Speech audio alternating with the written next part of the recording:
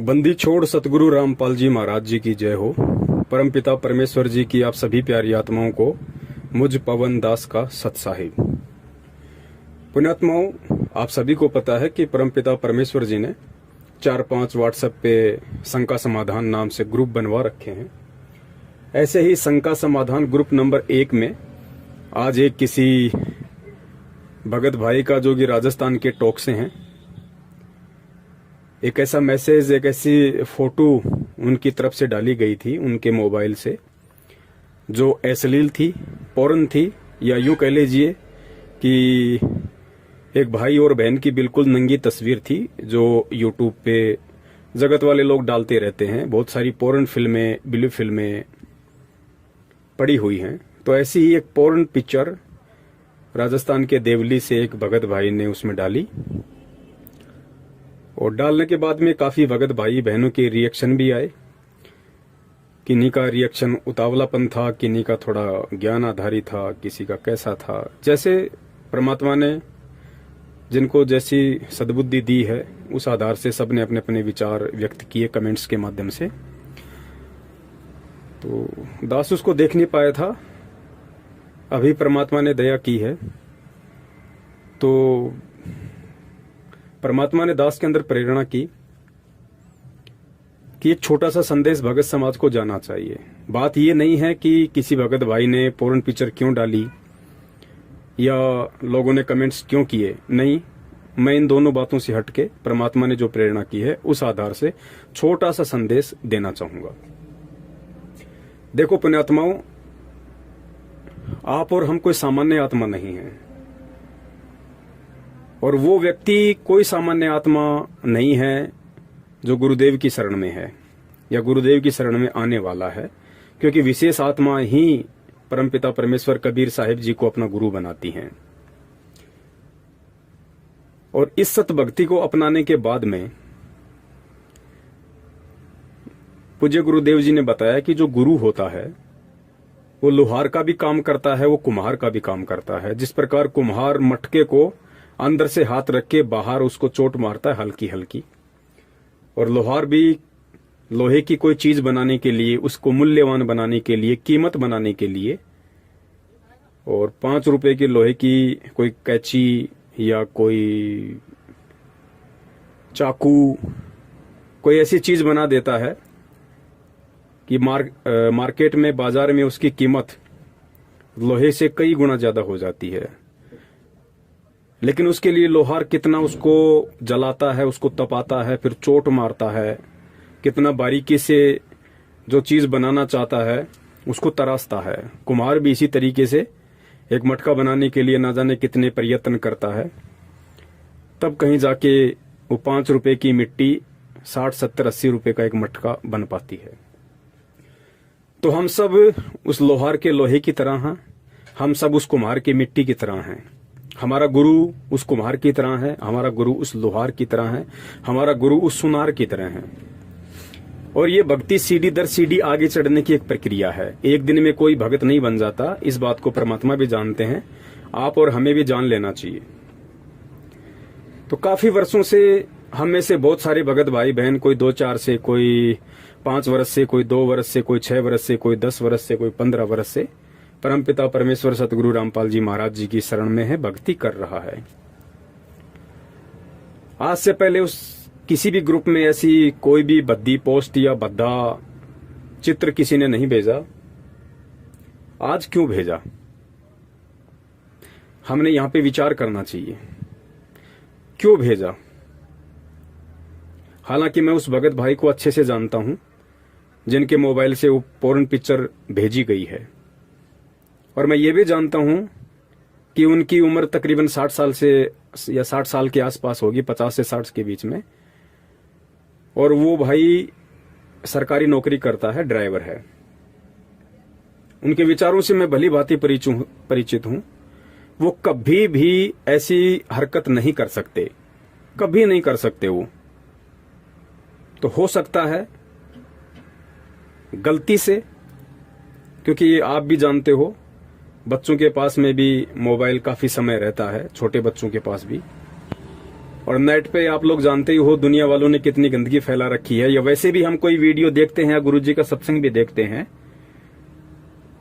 तो सतलोक आश्रम मैनेजमेंट हरियाणा वालों ने वैसे भी अपने सभी यूट्यूब चैनलों को मोनेटाइज करवा रखा है, एडवर्टाइजमेंट के लिए, पैसा कमाने के लिए उनको पंजीकृत करवा रखा है यूट्यूब से। तो बीच बीच में ऐसे भद्दे और अश्लील गंदे वीडियो चित्र आते रहते हैं। तो हो सकता है किसी नादान बच्चे के हाथ से गलती से यूट्यूब चलाते समय, फेसबुक चलाते समय या गूगल चलाते समय ऐसे कोई पिक्चर वगैरह ग्रुप में डल गई होगी, क्योंकि मैं उस भाई के विचारों से अच्छे से परिचित हूं। अब सवाल है पिक्चर क्यों डली, उस ग्रुप में पिक्चर क्यों डली? पुण्यात्माओं, ये हमारी परीक्षा होती है, ये हमारी परीक्षा होती है। परमपिता परमेश्वर ना जाने कितने बहाने बनाते हैं, कितने यत्न करते हैं, कितने कारण बनाते हैं, और परमात्मा अपने बच्चों को चेक करते हैं कि मेरी भक्ति का इनके ऊपर कितना असर हुआ। काल ने इनके ऊपर असंख्य युगों से जो तीनों गुणों का दबाव डाल रखा है, और मैंने आके पिछले 27 वर्षों से इतना ज्ञान दिया, सत भक्ति मंत्र दिए, वो कुनीन रूपी दवाई दी जो किसी भी रोग को जड़ से समाप्त कर सकती है। तो मेरे सत्संग रूपी कुनीन का मेरे बच्चों के ऊपर काल भगवान के तीनों गुणों को काटने का कितना असर हुआ है, ये परमेश्वर चेक करते हैं। मैं ये नहीं कहना चाहता कि गुरुजी की प्रेरणा से उस भाई के द्वारा या किसी बच्चे के द्वारा वो भेजा गया होगा, नहीं। इस ग्रुप के अंदर वो अश्लील पिक्चर डलना ही डलना था, क्योंकि वो योग था, संयोग था, उसको कोई काट नहीं सकता था। लेकिन उसी बहाने परमात्मा ने अपने बच्चों की परीक्षा भी लेनी थी। जिस प्रकार बरवाला कांड और करोथा कांड के विषय में कहा था पूज्य गुरुदेव ने कि ये जो करोथा कांड था ये काल भगवान का झकझोल था, काल भगवान की साजिश थी। और इसी बहाने परमात्मा ने भी अपने बच्चों की परख कर ली कि मेरे हीरे कितने कच्चे हैं और कितने पक्के हैं। तो पुण्यात्माओं, हर चीज का एक समय निर्धारित होता है, हर घटना का घटित होना पहले से निर्धारित होता है। तो ये पिक्चर उस ग्रुप में डलनी थी, लेकिन इसी बहाने परमात्मा ने, क्योंकि उन ग्रुपों में सत्सेवक जुड़े हुए हैं, और इस समय यदि परमपिता परमेश्वर जी के ज्ञान आधार से पृथ्वी पे यदि कोई चल रहा है, पूरी पृथ्वी पे सतगुरु रामपाल जी महाराज जी के तत्व ज्ञान को आधार बना के, उनके वचनों पर, उनकी शिक्षाओं पर यदि सही तरीके से कोई चल पा रहा है, तो इसमें कोई अतिशयोक्ति नहीं है कि वो आत्माएं सिर्फ और सिर्फ पूरे विश्व में सत्सेवक ही हैं, ओनली सत्सेवक। तो पुण्यात्मा, गुरुदेव ने बताया कि जो बच्चा स्कूल में जाता है ना, नियम भी उसी के ऊपर लागू होते हैं, ड्रेस कोड भी उसी बच्चे के ऊपर लागू होता है, डिसिप्लिन भी उसी बच्चे के ऊपर लागू होता है, होमवर्क नहीं किया तो पिटाई भी उसी बच्चे की होती है जो स्कूल में एडमिट होता है। और जो बच्चा बाहर गधे के ऊपर बैठ के मजे ले रहा होता है, टीचर उसको कुछ नहीं कहता। तो सत्सेवकों के ग्रुप में ही ये पिक्चर क्यों डली? क्योंकि उन ग्रुपों में ज्ञान आधारी आत्माएं जुड़ी हुई हैं, और परमेश्वर ने उस पिक्चर के माध्यम से अपने बच्चों के हृदय को, आत्मा को, भाव को, आचार को, विचार को, उनके चरित्र को, उनके देखने के नजरिए को, दृष्टिकोण को परमेश्वर ने चेक करना कि देखता हूं मेरे बच्चों के अंदर अभी भी इन गंदे चित्रों को लेकर या गंदी कहानियों को लेकर, गंदे वीडियो को लेकर अभी भी उनके अंदर इस काल भगवान के तीनों गुण ही झलकते हैं, या मेरे से जो इन्होंने तत्व ज्ञान लिया है उस आधार से इनके ऊपर कोई असर होता है या नहीं होता है। तो ये परमेश्वर ने चेक करना है, क्योंकि इसी प्रकार परमात्मा हमें चेक करेंगे। हमें परमात्मा ठोकर मार मार के, लोहार की तरह चोट मार मार के, कुम्हार की तरह चोट मार मार के ऐसे ही हमें पकाएंगे, ऐसे ही हमें परमात्मा तैयार करेंगे।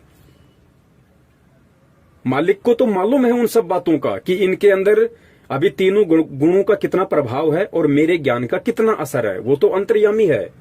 लेकिन परमेश्वर ऐसी घटनाओं को जन्म देके, अंजाम देके, जो पहले से निर्धारित थी, परमेश्वर आप और हम में अपनी बुद्धि का, अपने विचारों का, अपने चरित्र का परमेश्वर आकलन करवाना चाहते हैं कि बच्चों तुम भी देखो कि अभी तुम्हारे अंदर कितना कच्चापन है और कितना पक्कापन है। तो जो गंदी पिक्चर ग्रुप में डाली गई उसके ऊपर हमें ज्यादा तीखे कमेंट्स नहीं करने थे। क्यों नहीं करने थे? क्योंकि अब हमें परमेश्वर ने इतना अनमोल ज्ञान देके और सब कुछ समझा दिया, इस आत्मा का भेद समझा दिया, शरीर का भेद समझा दिया।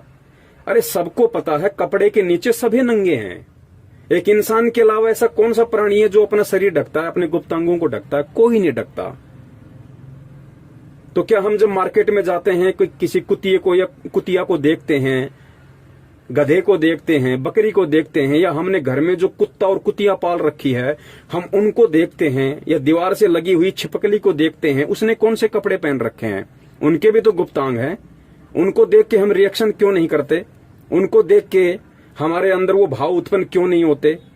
तो पुण्यात्माओं, हमें इन चीजों को समझना पड़ेगा। चाहे कोई जानबूझ के डाले या चाहे किसी से गलती से ऐसे वीडियो या कमेंट्स या फोटो डल जाएं, लेकिन हम भगत हैं, भगत को संभावी होना पड़ेगा परमेश्वर के ज्ञान आधार से। हमारे लिए उन चीजों का कोई औचित्य नहीं है। ग्रुप में चाहे नंगा गधे का चित्र डालो, चाहे नंगा किसी बहन का चित्र डालो कोई, या चाहे नंगा किसी भाई का चित्र डालो, हमारी दृष्टि ये हो जानी चाहिए कि चाहे वो बहन या भाई है, उसके जो गुप्तांग हैं वो केवल शरीर के मलमूत्र को बाहर निकालने का एक साधन मात्र है। जिस प्रकार गुरुजी ने एक सत्संग में बताया कि दो दोस्त थे, वो रामायण देखने गए। तो रामायण में क्या था कि राम भी लड़का बना हुआ था और सीता भी लड़का ही बना हुआ था, लेकिन उस लड़के ने पोशाक लेडीज वाली पहन रखी थी, मेकअप कर रखा था। वक्स पे उसने कुछ ऐसे बोल वगैरह लगा रखे थे, ऐसा लगे कि जैसे उसके स्तन हो, उसकी दूधी हो। बाल उसने बड़े बड़े नकली लगा रखे थे, मेकअप कर रखा था। तो जो साथी था, जो पहली बार गया था, उसने कहा, अरे देखो ये सीता के रोल वाली जो लड़की कितनी सुंदर है, ये तो हूबहू सीता जैसी लगती है। और कुछ उसके मन में विकार भी आए उस लड़की को देख के। तो साथी ने कहा, अरे भाई ये लड़की नहीं है, ये लड़का है। बोला, भाई नहीं, ऐसा थोड़ी हो सकता है, देख आंखों के सामने है। आप कह रहे हो लड़का है, आंखों के सामने दिख नहीं रही, आपको डिफरेंस नजर नहीं आ रहा।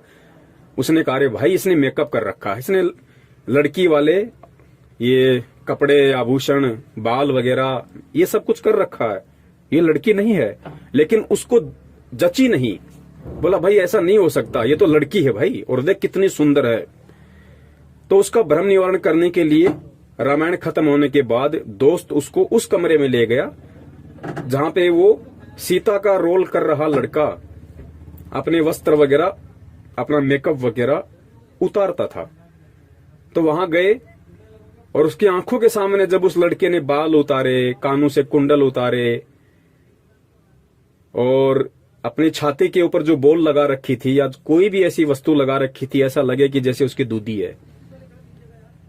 तो जब उसकी आंखों के सामने उसने सारे कपड़े उतारे और जब हाथ मुंह धोया और जब वो लड़का सामने खड़ा हुआ दिखाई दिया तो उसका भ्रम टूटा। अरे भाई वास्तव में मैं तो भ्रमजाल में था, ये तो वास्तव में लड़का है भाई। और दूसरे दिन जब फिर वो रामायण देखने गए तो गुरुजी ने कहा कि वही लड़का वापस वही आभूषण पहन के, वही हार श्रृंगार करके, वही मेकअप करके, सीता वाला वही बोल वगैरह लगा के और रामायण के मंच पे आ गया। लेकिन उस दिन उस लड़के के मन में जरा भी कोई विकार या विक्षेप नहीं आया और ना ही ये भाव आया कि ये लड़की है, क्योंकि उसने हकीकत अपनी आंखों से देख ली थी कि ये लड़की नहीं, लड़का है, इसने केवल मेकअप कर रखा है। तो पुण्यात्माओं, गुरुजी ने बताया कि बच्चों ठीक इसी प्रकार इस काल भगवान ने इस एक आत्मा को दो आवरण पहना रखे हैं। एक ही आत्मा को एक पुरुष का आवरण पहना दिया और एक को स्त्री का आवरण पहना दिया, और तीनों गुणों के प्रभाव से हमारे को ऐसा बांध के रख दिया है कि हम इस भेद को डिफरेंशिएट नहीं कर पा रहे, हम इस अंतर को मिटा नहीं पा रहे थे।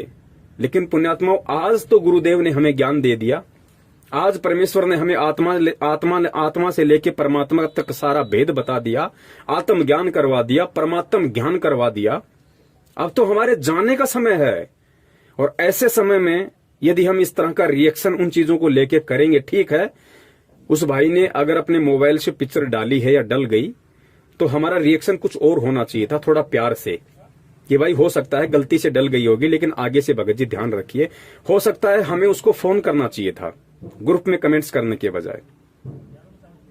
अगर गलती से उससे वो फोटो डली होगी, और जिन जिन आत्माओं ने उस फोटो के ऊपर जैसे जैसे कमेंट्स कर दिए, उसके बाद जब वो भाई उन कमेंट्स को पढ़ेगा, तो सोचो उस आत्मा के ऊपर क्या बीतेगी कि मेरे भगत भाई परमात्मा से ज्ञान लेने के बाद इतना सा धैर्य नहीं रख पाए, इतना सा संतोष नहीं रख पाए, कम से कम मुझे फोन कर लेते या मेरा स्पष्टीकरण देख लेते एक बार इस ग्रुप में कि भाई मैंने जानबूझ के डाला है या मेरे से गलती से डल गया, उसके बाद कोई रिएक्शन करते।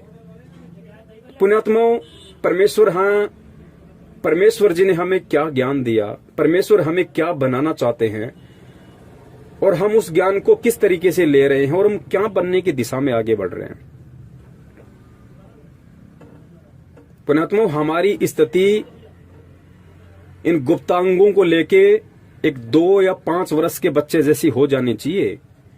जिस प्रकार एक 2 साल का या 5 साल का बच्चा अपनी माँ के साथ नहाने के लिए जिद करने लग जाए, तो माँ उस बच्चे को बाथरूम में अंदर ले लेती है, और माँ यदि निवस्त्र होके नहा रही है तो बच्चे को भी निवस्त्र करके नहलाती है। लेकिन उस बच्चे का ध्यान अपनी माता या बहन के गुप्तांगों पे नहीं जाता है। क्यों नहीं जाता? क्योंकि वो बच्चा विकार रहित होता है, उसके ऊपर तीनों गुणों का प्रभाव नहीं होता। उस समय तो स्वाभाविक नहीं होता, क्योंकि 12 साल के बच्चे के ऊपर इन गुणों का इतना प्रभाव नहीं होता। 12 साल के बाद में उस बच्चे के ऊपर प्रभाव होना शुरू होता है। और धर्मशास्त्रों के अनुसार यमराज भी 12 वर्ष तक के बच्चे को किसी भी कुकृत्य के लिए वो सजा नहीं देता है जो सजा 12 साल के उपरांत किसी व्यक्ति को उस कुकृत्य के लिए मिलती है। क्योंकि वेदों में 12 साल तक के बच्चे को नादान अबोध कहा जाता है, उसको क्षमा दान दिया जाता है।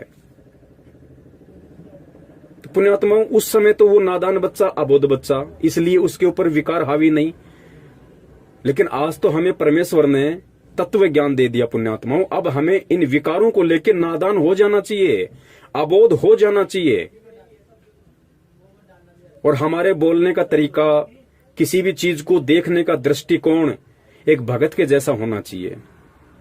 गुरुदेव ने तो यहां तक कहा है कि मानुष्य देवता किया करत न लाई वार, कि इस ज्ञान के माध्यम से आपको अपने शरण में लेते ही पुण्यात्माओं मैं आपको आम इंसान से देवता की कैटेगरी में खड़ा कर देता हूं। लेकिन पुण्यात्माओं, हमें देवता तक ही संतुष्ट नहीं रहना है। फिर गुरुदेव ने बताया कि देवलोकों में भी यही आग लगी हुई है, वहां भी अर्धनग्न डांस, वासना, सब कुछ यही रोग। हमें तो देवताओं से ऊपर उठ के हंस बनना है, हंस। और वो प्रक्रिया हमसे परमात्मा यही अपनवाएंगे। हंस भी परमात्मा हमें यही पृथ्वी लोक पे बनाएंगे। तो सबसे पहले तो देखो, हम बार बार कहते हैं एक दूसरे को कि भगत के 5 गुण होते हैं, भगत के 5 लक्षण होते हैं, शील, संतोष, अक्षमा, धैर्य, विवेक। लेकिन अपनी अंतरात्मा से कभी विचार किया करो पुण्यात्माओं, क्या हम उन 5 का थोड़ा बहुत भी यूज करते हैं? क्या हमने उन 5 गुणों को अपने अंदर धारण करना शुरू किया है? खाली गुरुजी के सत्संग सुनते रहने से रात दिन, या गुरुजी को परमात्मा कहते रहने से, या गुरुजी का जन्मदिन ना मनाने से, गुरुजी का बोध दिवस ना मनाने से ही हम केवल एक सच्चे और अच्छे भगत की श्रेणी में नहीं आएंगे। हम एक सच्चे और अच्छे भगत की श्रेणी में उस समय आएंगे जब हमारा प्रैक्टिकल और थ्योरी दोनों बराबर होंगे, मैच करेंगे। तब हम एक सच्चे और अच्छे भगत की श्रेणी में आएंगे, एक सत्सेवक की श्रेणी में आएंगे। वरना यहां तो लोग आंधी की तरह आते हैं, तूफान की तरह भग जाते हैं। दास को तो 6 साल का अनुभव है। दास को तो परमात्मा ने एक रस रखा इस भक्ति मार्ग में। जिस दिन दास को सच्चाई समझ में आई, उसी दिन से दास ने भगत समाज को जागरूक करना शुरू किया, और आज तक परमात्मा ने दास की स्पीड कुछ बढ़ाई है, घटाई नहीं है। लेकिन इन 6 वर्षों में हमारे साथ में हजारों लोग आंधी की तरह आए, सत्सेवक बने, अपने आप को बहुत अच्छा साबित करने की कोशिश की, और महीना, 2 महीना, साल, 6 महीने बाद में तूफान की तरह वापस भग गए। लेकिन हमें उनसे कोई फर्क नहीं पड़ा, और ना पड़ता और ना पड़ना चाहिए, क्योंकि इस भक्ति मार्ग पे वही टिकेगा जिसको गुरुदेव ने सूरमा की संज्ञा दी है, सूरवीर की संज्ञा दी है। तो मेरा आप सभी भाई बहनों से निवेदन है, हम परमेश्वर को दुखी ना करें, क्योंकि इन्हीं बातों से परमात्मा दुखी होते हैं।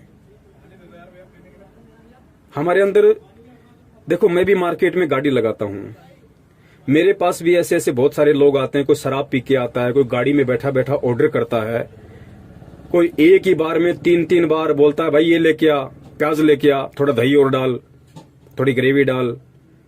आता है मेरे अंदर भी वो भाव कि देखिए कितना बड़ा अपने आप को, 2 कौड़े की औकात नहीं है और अज्ञानता में अपने आप को कितना बड़ा समझ रहा है, गाड़ी से नीचे नहीं उतर सकता। लेकिन पुण्यात्माओं, फिर वो परमेश्वर का जो ज्ञान है वो सामने आके खड़ा हो जाता है। वो दीवार परमात्मा की तत्व ज्ञान वाली सामने खड़ी हो जाती है कि भाई ये अज्ञानी है, नादान है। सत्संग लेने से पहले मेरी भी तो ऐसी हालत थी, हम भी तो ऐसे ही टोरा दिखाया करते थे, दादागिरी दिखाया करते थे, मूर्खता में, अज्ञानता में, नादानी में। और फिर ध्यान आता है जब गुरुजी जब चिड़ी गांव में सत्संग करने गए थे, वापस आते समय जब कुछ असामाजिक तत्वों ने गुरुजी की गाड़ी के आगे गाड़ी लगा दी और सारी सृष्टि के रचनहार जिसके आधे बाल के ऊपर पूरी सृष्टि नहीं है, उसको कह रहा है कि कान पकड़ उठक बैठक निकाल, तो उस समर्थ परमेश्वर ने कान पकड़े, उठक बैठक निकाली। बोल दोबारा इस गांव में सत्संग करने नहीं आऊंगा। हाँ भाई, इस गांव में सत्संग करने नहीं आऊंगा भाई, माफी दे दे, आज के बाद नहीं आऊंगा। तो ये सारी बातें फिर याद आती हैं, और याद आती हैं तो फिर परमात्मा चेतना देते हैं कि भाई तेरी औकात क्या है, तेरी क्या बुनियाद प्राणी, तेरी औकात क्या भाई। अरे मैं चाहूं तो राजा को उंगली पे नचा दूं। परमेश्वर कहते हैं कि मैं चाहूं तो राजा को उंगली पे नचा दूं, और तुम्हारी औकात अपनी औरत को, अपने बच्चों को उंगली पे नचाने की नहीं है, और फिर भी तुम अपने आप में घमंडी बने फिरते हो, तुम अपने आप में अहंकार को लादे फिरते हो। तो पुण्यात्माओं, हमें कितना अधीन, कितना विनम्र, कितना इस परमेश्वर के ज्ञान को आधार बना के हमने हंस बनना होगा। ठीक है, शुरू में नहीं होता, एक बार में नहीं होता। सत्संग सुनते रहने से भी कई बार बातें हमारे दिमाग के ऊपर से निकल जाती है।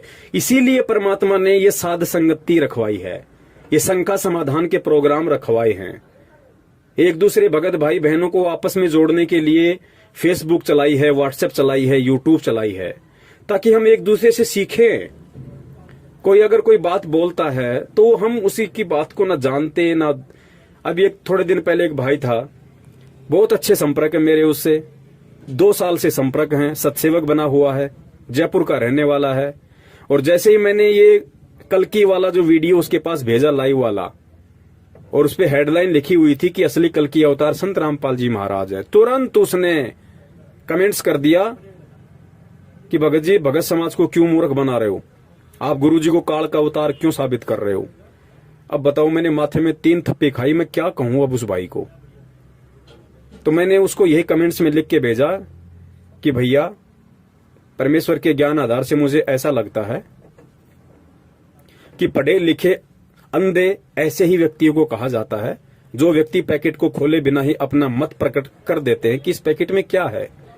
ऐसे व्यक्तियों को ही पढ़ा लिखा अंधा कहा जाता है। उसके बाद उसका कोई जवाब नहीं आया, क्योंकि फिर उसने वीडियो देखा होगा, और वीडियो देखा होगा तो उसके समझ में आ गया होगा कि पवनदास कौन से कल्कि की बात कर रहा है। तो पुण्यात्माओं, हमें बहुत सोचना पड़ेगा, बहुत समझना पड़ेगा। खाली भगत नाम रखवा लेने से, या अपने नाम के आगे पवन दास लगाने से, या और कोई दास लगा लेने से हम केवल भगत नहीं बन जाएंगे, दास नहीं बन जाएंगे। परमेश्वर कहते हैं कि दासा तन नेड़े नहीं, और नाम धरावे दास। भाई, पानी के पिए बिना कैसे बुझेगी प्यास। प्यासा आदमी जब तक पानी नहीं पिएगा तो प्यास नहीं बुझ सकती। इसी प्रकार पुण्यात्माओं, जब तक हम परमेश्वर के सत्संगों को सुन के उनके एक एक वाणी पे, एक एक शब्द पे, दोहे पे, शब्दों पे अमल नहीं करेंगे, और फिर अपने जीवन में उन वाणियों को नहीं उतारेंगे, तब तक हम भगत 7 जन्म में भी नहीं बन सकते, चाहे हम कितनी ही बड़ी बात क्यों ना कर लें। तो मेरी आप सभी से विनती है कि अब हमने बहुत कुछ सोचना पड़ेगा, समझना पड़ेगा, परमेश्वर के ज्ञान को आधार बनाना पड़ेगा।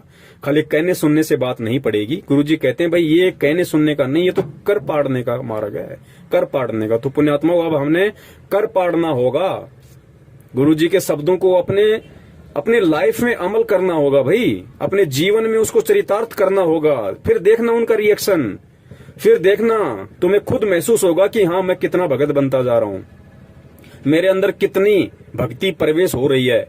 आंखों से दिखाई देगा, आंखों से। क्योंकि बीमार व्यक्ति के अंदर यदि वो गोली दवाई यदि मुंह से या इंजेक्शन से यदि अंदर नहीं जाएगी तो गुरुजी कहते हैं कैसे असर करेगी उस रोग के ऊपर, कैसे अटैक करेगी। तो गुरुजी कहते हैं कि इन कानों के माध्यम से ये जो सत्संग रूपी दवाई है इसको अंदर जाने दो पूरा, तब जाके ये अंदर रिएक्शन करेगी। तो मेरा तो आप सभी भाई बहनों से जो भी इस ऑडियो को सुन रहे हैं, मेरी हाथ जोड़ के आप सभी से यही मेरा निवेदन है, मेरी प्रार्थना है। सत्सेवक एक ग्रुप या सत्सेवक नाम यदि किसी भगत के पहले परमात्मा ने रखवाया है तो बहुत सोच समझ के परमेश्वर ने रखवाया है। या तो अपने नाम के आगे सत्सेवक लगाओ मत अभी, और अगर सत्सेवक लगाना शुरू कर दिया है तो मेरा निवेदन है कि परमेश्वर की जो सोच थी, परमेश्वर की जो प्रेरणा थी, जिस आधार से उन्होंने सत्सेवक वर्ड को हम भक्तों के ऊपर लागू करके और काल एजेंट सतलोक आश्रम मैनेजमेंट हरियाणा से हमारे को डिफरेंट किया, अलग किया है कि सत्सेवक कौन है और मैनेजमेंट कौन है। तो हमें उस सत्सेवक शब्द की लाज रखनी चाहिए, हमें परमात्मा की लाज रखनी चाहिए। बाकी तो जो जैसा करेगा वैसा उसको मिलना ही है, ये तो अटल विधान है भाई। जबरदस्ती का मार्ग है नहीं, ना परमात्मा जबरदस्ती करेगा। समझा परमात्मा ने लाखों बार दिया, फिर भी नहीं समझ में आया, कोई कमी रह गई तो परमात्मा ने अपने सत्सेवक बच्चों को खड़ा कर दिया। आज व्हाट्सएप पे, यूट्यूब पे, फेसबुक पे धूम मची हुई है, वीडियो की, ज्ञान आधारी वीडियो की, हर चीजों की कोई कमी नहीं है। एक एक शब्द अगर देखा जाए, सोचा समझा जाए तो हीरे मोती लाल के समान है, कोई कमी नहीं, ना किसी वीडियो में, ना किसी ऑडियो में, ना किसी संदेश में। अब भी अगर कोई कमी रहेगी तो फिर हमारे अपने विचारों की रहेगी, हमारी अपनी सोच और समझ की रहेगी। उसमें परमात्मा दोषी नहीं होंगे, फिर हम खुद ही दोषी होंगे। तो आगे से हम ध्यान रखें, मैं भी, आप भी। यदि ऐसी कोई घटना फिर से घटित हो जाती है तो हमने किसी बात का कोई बतंगड़ नहीं बनाना। डाल दिया, डालने वाले ने डाल दिया। अब जिस व्यक्ति का काम ही कूड़ा करकट करने का है वो करेगा, आप उसके साथ में कब तक जिदोगे, कब तक लड़ोगे, कब तक बहस करोगे? क्या यही करते रहोगे आप? गुरुदेव ने कहा कि आप आगे बढ़ जाओ, आप उसको क्रॉस कर दो। जो उस कूड़े के पास ठहरेगा उसको बदबू आएगी, तुम्हें कहां बदबू आएगी? तुम उसको अनदेखा करो, आगे बढ़ो। भाई हम रास्ते से जा रहे हैं, कोई कसाई बकरा काट रहा है, कोई शराबी शराब पी रहा है, कोई गाली देने वाला गाली दे रहा है, कोई शराब की दुकान पे शराब पी रहा है, कोई बेच रहा है, तो क्या हम उनसे लड़ने लग जाएं कि तू क्यों बेच रहा है? तेरे अंदर इतनी भी बुद्धि नहीं है। हम क्या करते हैं, हम चुपचाप निकल जाते हैं, हम देखते नहीं, उनकी तरफ ध्यान ही नहीं देते। तो ग्रुप में यदि ऐसी कोई घटना घटित हो जाती है, ऐसी कोई यदि वीडियो या पिक्चर गलती से किसी से डल जाती है, या कोई मंदबुद्धि व्यक्ति जानबूझकर भी डाल देता है, तो हमने उस चीज को ज्यादा नहीं उधेड़ना है। क्योंकि अगर गोबर में अगर लकड़ी करोगे तो उसमें से बदबू आएगी। तो हम आगे बढ़ जाएं बस। गुरुजी कहते हैं जीवत मुक्ता शोक हो आशा तृष्णा खंड, और मन के जीते जीत है क्यों भरमे ब्रह्मंड। हमने इस ज्ञान को आधार बना के सतगुरुदेव जी के आशीर्वाद से, उनसे भीख मांगते हुए हमने अपने मन को जीतने की कोशिश करनी है। हम दुनिया को नहीं जिता सकते, दुनिया को नहीं जीत सकते, और ना हमें जीतना है ना किसी को जिताना है। हम खुद यदि उन चीजों पे काबू प्राप्त कर लेंगे तो सोचो हम जीत गए, हम परमेश्वर की परीक्षा में सफल हुए। परमात्मा सब देख रहा है, कौन जानबूझ के कर रहा है, कौन अनजाने में कर रहा है, उसी अनुसार उसको आने वाले समय में उसका रिजल्ट मिलेगा। बस इतनी सी बात है, संदेशा देना हमारा काम है। ऐसी कोई घटना यदि घटित होती है हमारी आंखों के सामने और यदि हमें उचित लगता है तो एक प्यारा सा मैसेज हमें जरूर छोड़ना है, और ऐसा मैसेज छोड़ना है कि दूसरे भगत भाई बहनों को भी अच्छा लगे, उनको भी एक मैसेज जाए कि हाँ भाई, मैं भी अगर नेक्स्ट टाइम कभी अगर किसी को कोई संदेश दूं, कोई मैसेज दूं, तो मैं भी इन शब्दों का प्रयोग करूं ताकि सबके ऊपर उसका सकारात्मक असर हो। तो इन्हीं शब्दों के साथ दास अपने विचारों को विराम देता है। मेरा मकसद यहां किसी भाई बहन के कमेंट्स को लेके उनसे नाराज होते हुए प्रतिक्रिया देना नहीं था। इस चीज को दिलो दिमाग से आप जी निकाल देना। परमात्मा की प्रेरणा से मेरा मकसद इस ग्रुप के सभी भाई बहनों को परमेश्वर की प्रेरणा से, उनके आशीर्वाद से एक संदेश देना था कि अभी हम इस भक्ति मार्ग में कहां हैं और हमें कहां पहुंचना है। उसके लिए हमें हमारी सोच को, हमारी बुद्धि को, हमारे विचारों को कितना परिपक्व करना पड़ेगा, गुरु जी के ज्ञान को कितना आधार बनाना पड़ेगा, तब हम उन चीजों को अचीव कर पाएंगे, अन्यथा नहीं। सत साहिब, जय हो बंदी छोड़ की। बंदी छोड़ सतगुरु रामपाल जी महाराज की जय हो। सत साहिब।